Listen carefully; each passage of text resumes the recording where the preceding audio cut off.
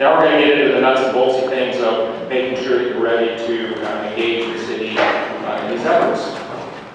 Good morning. So, this is up there. My name is Tanya Davis. I'm the new manager of the Division of Small Business and Opportunity in the Office of Economic Development. And this is part of my initiation, is talking to 200 people. So 330. Oh, 333. So, what I'd like to do is just give you, take a few minutes of your time to just discuss really a little bit about DISBO. I like to discuss the what, the why, and then how we are DISBO. Part of the what is that DISBO administers programs on contracts that are required to have small, minority, and women-owned business participate on those contracts. We are moving towards being able to provide access and to provide opportunity to small businesses.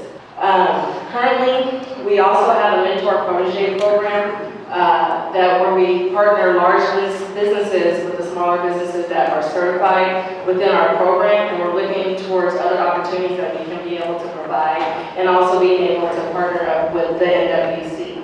The why. The reason that we administer these programs is to be able to help connect businesses identified as disadvantaged to projects within the city.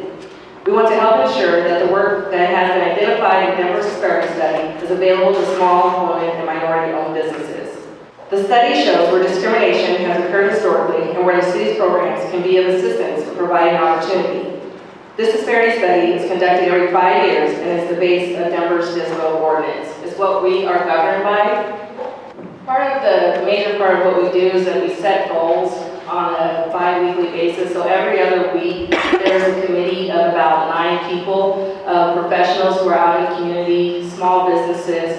They meet and they discuss what the goal should be on a project. So part of the resources that we use are the scopes of work, understanding the capacity, and then the availability of contractors.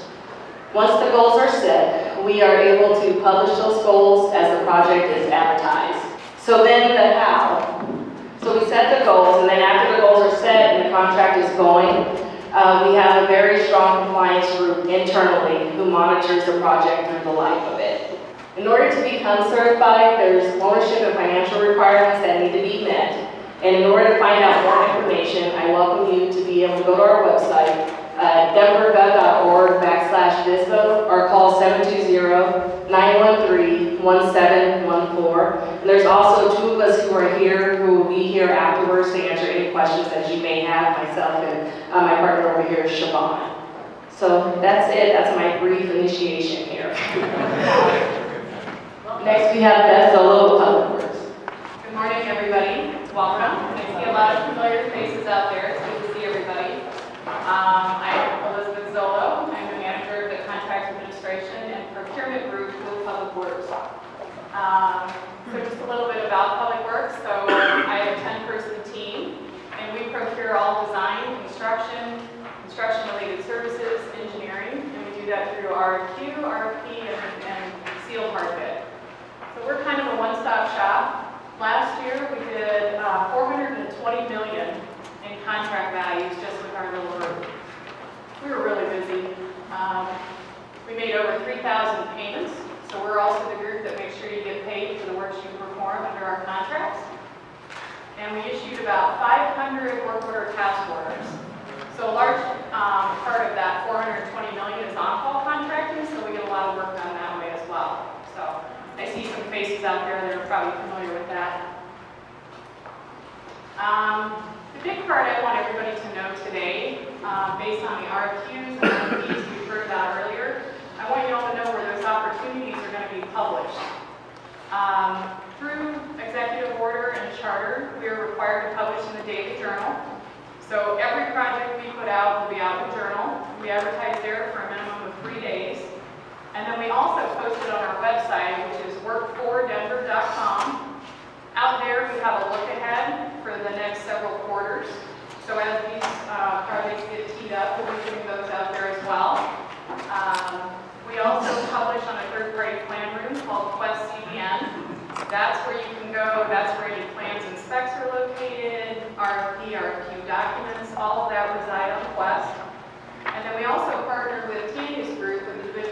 business opportunity, and we are part of their look ahead. They put out an email every month that has events in the community, jobs that are coming out, recent goals. So we partner with them as well. This is just a little glimpse of our website. So this is what our current bidding opportunities look like. I'll come over here and point short. So if you click on this link right here, this will take you into the in-depth advertisement. It will tell you any pre-qual requirements. We'll give you a link where you can click to download any documents. And then you can see on the right here, we have just kind of a bid schedule or a calendar for you, just to let you know what's going to be coming out when.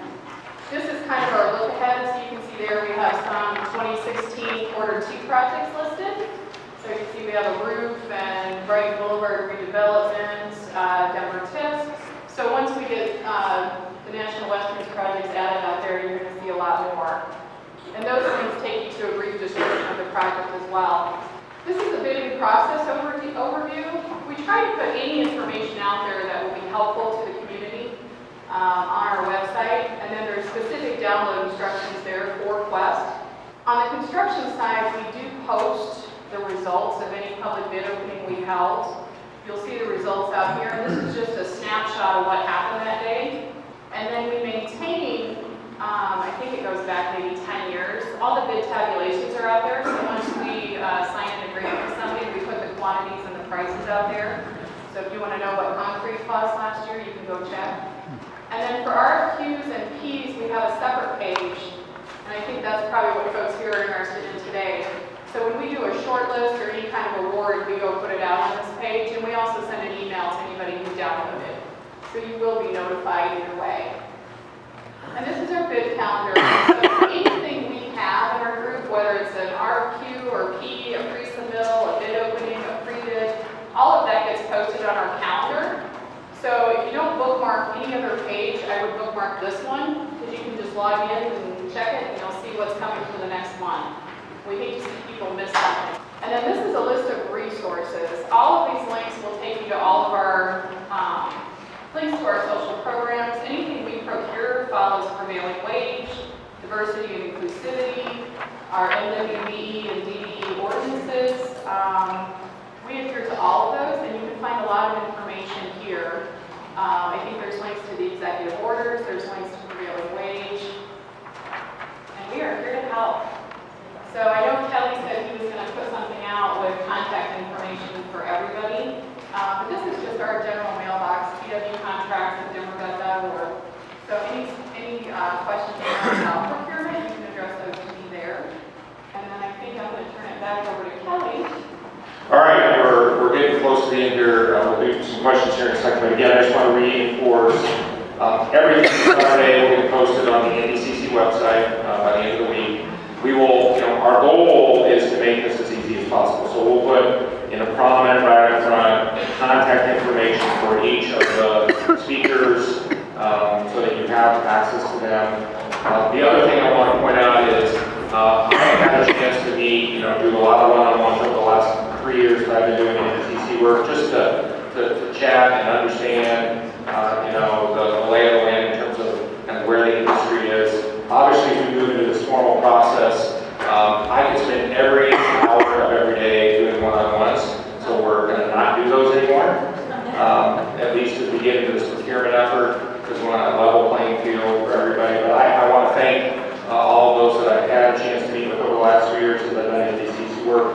It's been really helpful to me personally and to our team as we think about, and I want to emphasize the point Eric made, about really walking that really delicate line that we need to create guidelines as a city, but this is a project that requires expertise of the private sector, right? From how we procure, to what we procure, to the bundling of the procurement, to the creative ways that we do horizontal and vertical construction, new partnership opportunities.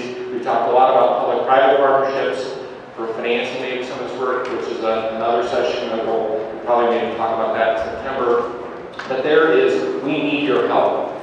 The fulfillment of this project requires your engagement, and we as a city just want to make sure we're laying out the guidelines for that effort and really open it up for your creativity. So that will be our continual goal as we move through these exercises.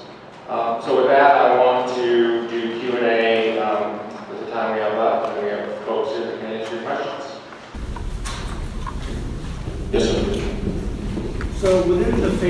phase two overall project, there's multiple individual projects. Are they going to be individually, will they be individually procured, or are they going to be awarded as sort of a larger project for phase one and then phase two? Good question, so I'll repeat the question. The question was, within phases 1 and 2, are they going to be bundled collectively, or are they going to be broken apart into individual projects? And the answer to that is, we don't know yet, and the reason I say that is, one of the reasons we're bringing on a program and project management team, and one of the first exercises we will go through together is retesting those phasing plans within the various phases, and talking about, one, what's the critical path? Two, what are the procurement strategies that we need to study to be as efficient and as effective as we can with this project, meaning time, compressing time. The third is, what is the right leveling, right? We certainly took a stab at that at a master planning level, at a 50,000 foot level, but the work that we're going to be doing over the next 12, 18 months is really going to make us a lot smarter about what is the right way to assemble this project to deliver. So that work will emerge as we bring on our project and program manager, as well as we work through the campus placement. So that's a TBD at this point. What kind of exclusions do you see for these contractors, let's say the campus placement? Would they be excluded from performing other work throughout the life of the program, and the same for the program and project management? So the question was, if a firm or a team bids on any one of these, are they excluded from future work? It's a great question, and one that obviously, it's a delicate balance, right? Because the goal here is to, obviously, certainly on program and project management and on campus placemaking, whomever is selected will have inside information, right, about the evolution of this place that will give you potentially an unfair advantage to compete. The program, and let me specifically say on the program and project management, one of our goals here is to create some healthy tension in the team. So I think, the program and project manager is really all about the oversight of connecting all the various projects on the campus. So my hunch would be, and this isn't conclusive, is that whoever wins that probably would be excluded from bidding on other work. Because we really need you to play the role of the Uber kind of oversight group that connects all the associated dots of other procurements that we issue on campus. The campus placemaking, we have not had that discussion yet, but again, my hunch would be is because of the depth and breadth of that exercise, there probably would be some exclusions that would be generated. Could you give just an entire overview about the structure and timing of the authority? The question was about the structure and creation and implementation of the public authority. So again, the current governance model is an executive oversight committee of 9 members, of which I am one. But eventually, and what we've done is we've actually procured, we're going to spend the next year really working with our outside legal counsel to develop the right legal construct for the creation of the authority. There is no authority, we can't point to an existing authority anywhere in the country that specifically meets the needs of what we want this authority to do. We've got some general guiding principles about what we want the authority to be, but I would say that we are at least a year away from having the legal construct that we would put forward to the mayor and ultimately the city council, and go through a public process and ultimately get that authority signed off on, then stand up a board that the mayor will appoint, and then ultimately activate the public authority. And one of the issues that we have to think about is, what is the authority governing, right? Because you have Arts and Venues that runs the Coliseum, and you have National Western Stock Show that runs the complex north of I-70. So, one example could be is maybe you do this in a way where the public authority is activated when the first new facility comes online, which would be right now the yards, because then they would start to take ownership of those new assets. But all that,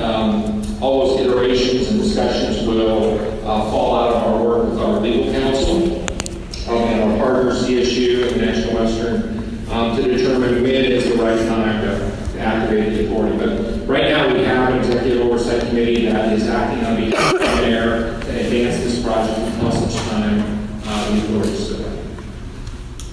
But great question.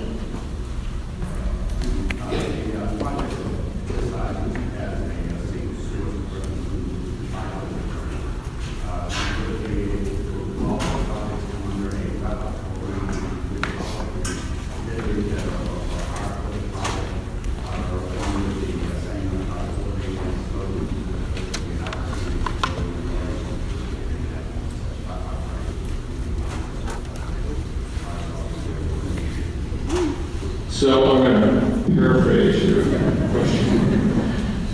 Could there be the question was about, could there be an overarching liability package, all right, that all firms, especially smaller firms, could roll into as we execute the project? I mean, the honest answer is we've not had that conversation yet. And again, I think I would push it back to the private sector to say that could be something that many of you proposed as a strategy that allows us to have more participation among smaller minority-based firms. So I think we're open to that idea, and we'd love to explore more. I think, and so I'm giving some hints here to the private sector. That might be something you might want to talk about in the program of project management, as an example, or how we set up a collective effort to do stuff like. There's other examples of that, but I think we're very open to that opportunity.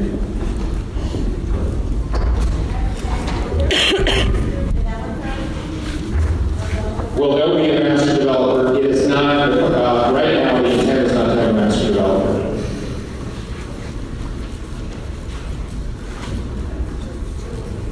I wanted to just put a exclamation point on something very important that Kelly put on the table regarding reading. I'm one of the National Western Center Citizens Advisory Committee members. I always feel like I'm crashing the party a little bit here, but there's a lot of people within the neighborhoods that are benefiting from the innovations in graphics and communications that are coming out of some of the private partners. And just from within the neighborhoods, I really want to ask people to not only read the National Western Center Master Plan and the RTA documents, as Kelly was alluding to, but also to read the Globeville and the Elyria and Swansea. I never tried to make them, even though they're statistical neighborhoods, they're two historic neighborhoods. Neighborhood plans that are on the Democrat.org site and linked to the NDCC, and go on the NWC-CAC.com page if you want to learn about the National Western Center Citizens Advisory Committee. I cannot emphasize, just personally, as a human being that wants to see a forward sense of dynamic life in neighborhoods, how this opportunity goes so far beyond what may be an innovation as an inward-looking campus. And Steve Malley is right, the outward-looking and the intermingling in Brighton is a gateway into the neighborhoods, not just downtown Denver. And I just want to ask, on behalf of the 10,000 people that live in these neighborhoods, that folks rise up in your empathy level as you go into this to get creative. Talk to us about coming out into the neighborhoods in ways. To my knowledge, I have not talked to people that have been hired from within the neighborhoods yet, partly because the firms haven't been developed, so we're going to be looking for mentoring. But it is extraordinarily exciting to know what kind of talent is in this room. And we just want there to be a lot more communication around what this phenomenal collaboration is as a city, so that we're shoulder to shoulder with these neighborhoods come on board in a more powerful way with the benefits of exchange and creativity of actually pointing the cement, the hammers, bringing the programs, and making this what it can be. So I just wanted to add that exclamation point. Thanks, Eddie. Okay, we'll do two more questions. Yes, sir. The discussion of the program and project management team stating that there might be a design role for that consultant as well. Do you see that as a major role of that team or minor? So the question was, within the program and project management structure, there's a reference to a design role. I certainly think, and again, this will be an iterative process, that I think there is I wouldn't say a significant role, but certainly a very important role as we think about these very large facilities, that there wouldn't be some, many studies or insurance where that expertise is certainly embedded within that team, but it's in the role of guiding decision-making for the eventual development of a package that would go to a contracting firm or another design firm, not designing for the sake of just designing, but really helping us be more informed about the kinds of decisions we need to make that would lead to an RFP or an RFQ in the selection of the firm that would ultimately build this building. So there is a role there, but I wouldn't emphasize that as a role, but it's certainly an important role. And I would say, again, as an entertainment campus, obviously the expertise of those firms that we select around entertainment sort of venues, educational, we have higher ed, educational facilities that CSU will be building on this campus. We have laboratories, we're going to have all kinds of users on this campus. So, you know, having the program and project management firm have an understanding of what it takes to create those kind of buildings is going to certainly be important for our team to select those things. One more question. Yeah, one more question. Being a native of Colorado 48 years, we've seen the historic value of this project. What is the city and the committee's percentage of local contractors?